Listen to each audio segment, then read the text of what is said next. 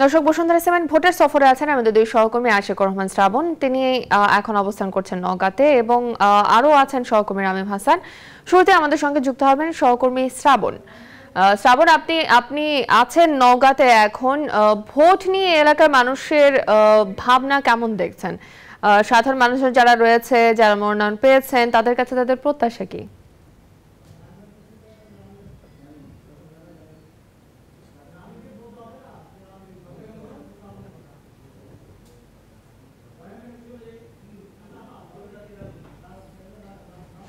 দর্শক, আশিকুর রহমান শ্রাবণ পরে আমাদের সঙ্গে যুক্ত হবেন। এবারে আমরা যাব সহকর্মী রামিমের কাছে। রামিম, আপনার কাছে জানতে চাই, আপনি যে এলাকায় এখন অবস্থান করছেন সে এলাকার সাধারণ মানুষজন যারা রয়েছেন, নির্বাচনকে নিয়ে তারা কি বলছেন, ভোট নিয়ে তারা কতটা আগ্রহী, এবং প্রার্থীরা যারা রয়েছেন তাদের সেই সব প্রার্থীদের কাছে সাধারণ মানুষজনদের প্রত্যাশা কি? রামিম।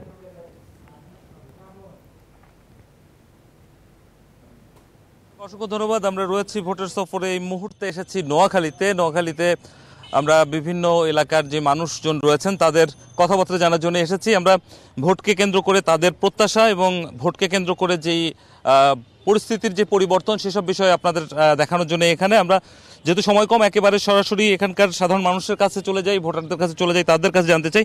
চাচা, আপনার কাছে প্রথমে জানতে চাই, নির্বাচনী পরিস্থিতি কেমন দেখছেন?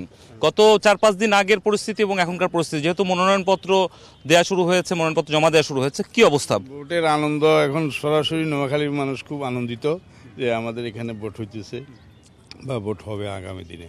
সুষ্ঠু এবং সুন্দর আগামীটা ভালো কামনা করতেছি। আপনার কাছে জানতে চাই, ভোটের মূল ফ্যাক্টর কি হতে পারে? এই নোয়াখালীতে 6টি আসন রয়েছে, কোন জায়গাগুলোতে আসলে ভোটাররা প্রাধান্য দেবে প্রার্থী নির্বাচনের ক্ষেত্রে? হ্যাঁ, এই নোয়াখালীতে 6 আসনের মধ্যে গুরুত্বপূর্ণ বেশ কয়েকটি আসন রয়েছে।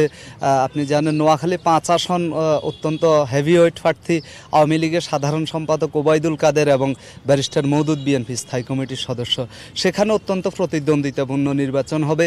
এর পাশাপাশি নোয়াখালী দ্বীপ উপজেলা হাতিয়া নোয়াখালী 6 আসন যেটি, সেখানে নির্বাচনে সচরাচর সংঘাত সহিংসতা ঘটে। ফলে এবারের নির্বাচনও প্রার্থী যারা রয়েছেন এবং ভোটার যারা রয়েছেন পুরো জেলাবাসীর চোখ ওদিকে, সেখানে কেমন নির্বাচন হয় সেই জায়গাগুলোতে আসলে আইন শৃঙ্খলা বাহিনীর সদস্যদেরকে সতর্ক থাকা দরকার। আপনার কাছে জানতে চাই যে ধরপাকড়ের কথা বলা হচ্ছে বিএনপির পক্ষ থেকে, নোয়াখালীতে আসলে কি অবস্থা? এখানকার যারা বিএনপির যারা নেতাকর্মীরা রয়েছেন তারা কি মাঠে নামতে পারছেন কিনা? গত বেশ কিছুদিন থেকে, আগে না থাকলেও গত কয়েকদিন থেকে মোটামুটি ভোটের আমেজ দেখা যাচ্ছে। এখন এই মুহূর্তে আমরা ভোটের আমেজের মাধ্যমে আমরা তেমন কোনো দরপাকড় দেখতে পাচ্ছি না। মোটামুটি সব দলের লোকজন অংশগ্রহণ করছে, যারা নির্বাচনের কার্যক্রম চালিয়ে যাচ্ছে তারা ভোটের জন্য। আপনাকে অসংখ্য ধন্যবাদ। আমরা 3 জনের সঙ্গে এখানে কথা বললাম। যোজনা, যে বিষয়টি হয়েছে, এখন এই সময়টিতে এসে ভোটের আমেজ লক্ষ্য করা যাচ্ছে। জমজমাট একটা নির্বাচন অনুষ্ঠিত হবে নোয়াখালীর 6টি আসনে। এখানকার যারা সাধারণ রয়েছেন তারা বলছেন, পাশাপাশি সহিংসতা প্রবণ কিছু এলাকা রয়েছে, হাতিয়া সহ বেশ কয়েকটি, সেই সব জায়গাতে যাতে আগে থেকেই একটা যাতে প্রস্তুতিমূলক ব্যবস্থা নেওয়া হয় এবং এই নির্বাচন যেন সংঘাতপূর্ণ কোনো নির্বাচনের দিকে না যায়, সে বিষয়গুলোর কথাই বলছেন নোয়াখালীবাসী। আমাদের আরেক সহকর্মী রয়েছেন উত্তরবঙ্গে, আশিকুর রহমান শ্রাবণ। আমরা সেখানকার নির্বাচনী পরিস্থিতি এবং সাধারণ মানুষের বক্তব্য জানতে চলে যাচ্ছি তার কাছে।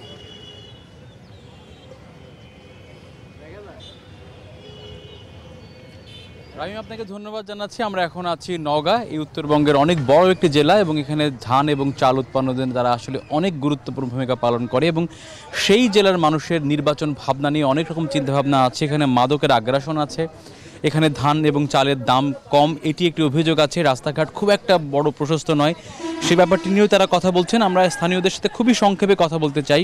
আপনাকে দিয়েই শুরু করতে চাই। প্রথমে নওগাঁর এই অঞ্চলের জন্য, মহাদেবপুরবাসীর জন্য আসলে কি সবার আগে করা দরকার জনপ্রতিনিধির? আমাদের মাতারঘাট বাস স্ট্যান্ডের রাস্তা প্রশস্ত সহ, ফুটপাথ সহ পানি নিষ্কাশনের জন্য ড্রেনের প্রয়োজন, এটা আমাদের মূল চাহিদা। তাছাড়া আপনার ধান চালের দাম অতীব কম। আপনার কাছে জানতে চাই যে আসলে কি সবার আগে করণীয় আপনার এই এলাকার জন্য? আমাদের মাতারঘাট এলাকার সর্বপ্রথম করণীয় হচ্ছে মাদকমুক্ত সমাজ গড়া এবং বিভিন্ন সন্ত্রাসমুক্ত এলাকা। এখানে সন্ত্রাস এবং মাদকের আগ্রাসন কি বেশি? হ্যাঁ, অত্যন্ত বেশি। মাদকের খুব সরাসরি গোটা এলাকা মাদকে যুব সমাজ ধ্বংসের পথে। আমরা আর একজনের সাথে কথা বলতে চাই, কারণ ভোটের সফর আসলে মানুষকে যুক্ত করার সফর, যেখানে মানুষ কথা বলে তাদের সমস্যা নিয়ে জনপ্রতিনিধির কাছে তারা আসলে প্রত্যাশার কথা ব্যক্ত করে। আপনাকে দিয়ে শেষ করব, খুব সংক্ষেপে বলবেন যে আমরা যেটা জানি এই এলাকার তরুণরা অনেক বেশি মাদকাসক্ত, সেইটাতে করণীয় কি আছে জনপ্রতিনিধিদের? এটাতে করণীয় যেসব খেলার মাঠ আছে এই মাঠগুলো সংস্কার করে, যে অবৈধ স্থাপনা আছে সেগুলো সংস্কার করতে হবে এবং সরকারি যে বিল্ডিং আছে সেগুলো প্রতিস্থাপন করা দরকার আমাদের এলাকায়। আপনাকে ধন্যবাদ জানাচ্ছি। আসলে সীমান্তবর্তী এলাকায় যে সমস্যাটা হয়, একেবারেই কাঁটাতারের ফাঁক ফোকর দিয়ে মাদক আসে এবং এই মাদক এই এলাকার যুব সমাজকে ধ্বংস করে। ফিরছি আমরা স্টুডিওতে আমাদের সহকর্মী যোজনার কাছে ভোটের সফর থেকে। শ্রাবণ, ধন্যবাদ আপনাকে। দর্শক, বসুন্ধরা 7 ভোটের সফরে আছে আমাদের দুই সহকর্মী রামিম হাসান এবং আশিকুর রহমান শ্রাবণ। তারা জানাচ্ছিলেন তারা যে এলাকা অবস্থান করছেন সেই এলাকার সাধারণ মানুষজনদের নির্বাচনী ভাবনা।